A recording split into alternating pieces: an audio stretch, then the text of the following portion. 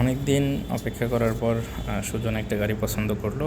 এরপর আমি, রনি ভাই, সুজন তিনজনে চলে আসলাম গাড়িটা দেখতে। তো গাড়ি এই মেরুন কালারের মনোটনটাই পছন্দ হয়ে গেছে।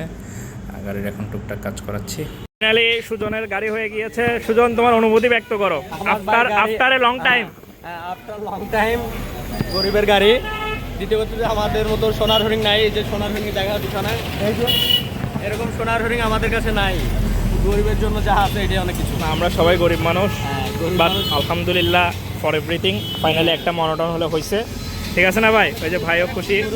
জিক্সার ফ্যামিলিতে আরেকটা গাড়ি বাড়ি গেছে। হ্যাঁ, সেটাই। এখন নেক্সট ট্যুর ইনশাল্লাহ কেওক্রাডং।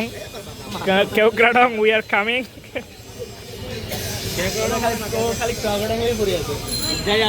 যাইতেই হবে, এখানে যাইতেই হবে। তোমরা বিবাহিত পার্সন না গেলেও আমি যাবো।